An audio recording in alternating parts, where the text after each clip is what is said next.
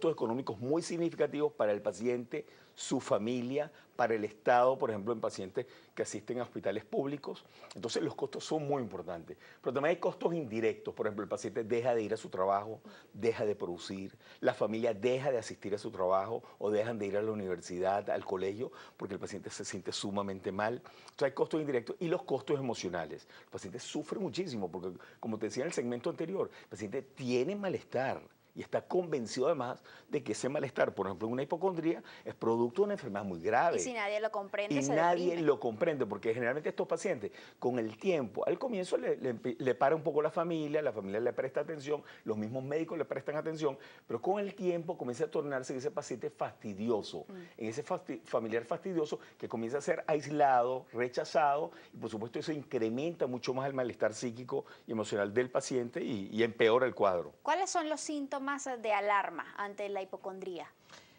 Yo creo que una de las cosas que tenemos que tomar en cuenta es que después que hacemos una gran revisión del paciente desde el punto de vista somático, el médico general, y voy a hablar del médico general y el médico también de las otras especialidades, el no psiquiatra tiene que tener no una apertura, sino un conocimiento que existe una especialidad médica, que es la psiquiatría, que aborda este tipo de patologías. Y que así como de repente un médico internista dice, yo estoy limitado en esto y voy a llamar al especialista tal, dentro de su programa también tiene que estar tengo que llamar al psiquiatra porque esto es una patología desde el punto de vista psiquiátrico. Eso es sumamente importante.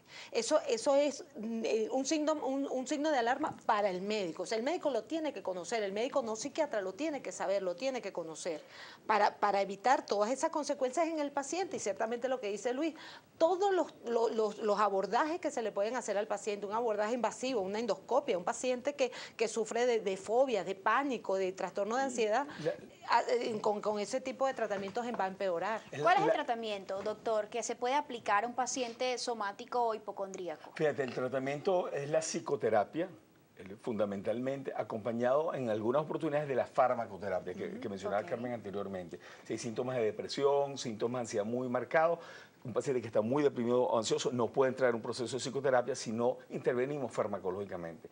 Y la psicoterapia consiste precisamente en hacer consciente lo inconsciente, que el paciente tome conciencia, y eso es un trabajón, hacer consciente de que esa manifestación física tiene un sustrato psicológico y emocional.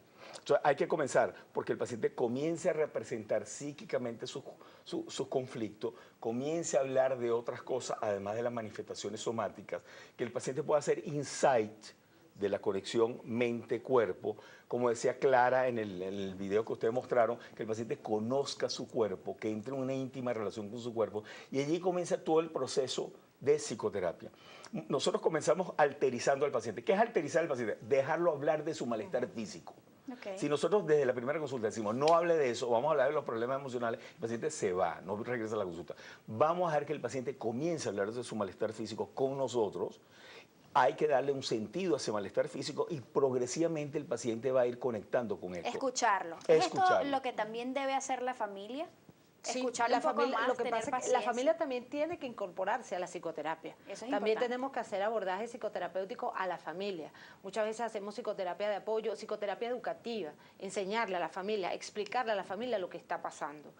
Muchas veces estos pacientes nos vienen con abuso de sustancias asociados con los calmantes, lo que se llaman comúnmente los calmantes, los hipnóticos, los sedantes, los ansiolíticos, porque la persona quiere calmar sus síntomas.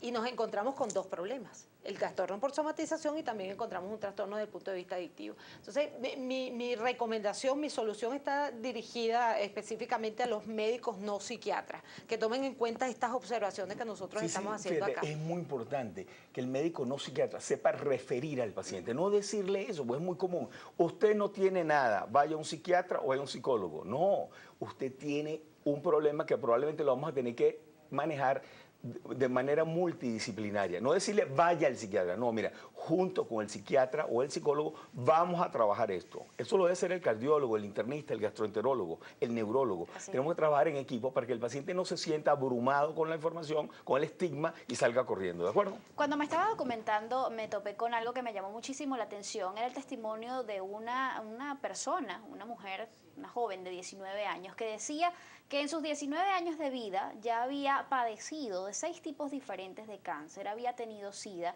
y esa mañana justamente se despertó por 9ª vez, pues creyendo fielmente que padecía meningitis.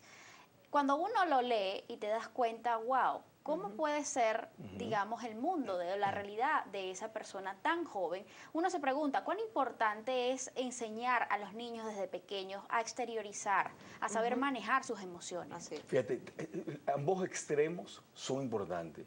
Familias con una alta expresión emocional también es un problema.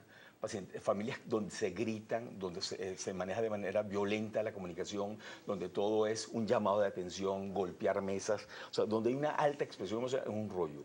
Pero también donde hay restricción afectiva. Por ejemplo, familias que no permiten que el niño llore, que el niño grite, que el niño hable en voz alta, que el niño se emocione y se ría y empiece a brincar. O sea, familias que son restrictivas emocionalmente. Ambos extremos pueden ser fomentadores de que esta persona pueda o terminar con un problema emocional o adictivo o afectivo o con un problema de somatización. ¿Puede la actividad física, digamos el ejercicio físico constante, ayudar a las personas con este tipo de trastornos? Sí, sí, es que eso es una de las alternativas. Okay. O sea, dentro del proceso de psicoterapia nosotros estamos elaborando también todos los elementos que van a ir en favor del paciente, de la resolución del síntoma del paciente, y eso es una alternativa que puede aparecer. Perfecto. Bueno, se nos acabó el tiempo, lamentablemente. Muchísimas gracias a ambos por habernos acompañado en esta mañana a conversar sobre este tema que es tan interesante, porque podemos tener uno de estos casos a la vuelta de la esquina y ni siquiera lo sabemos. Y la importancia que tiene además saber abordarlo a tiempo.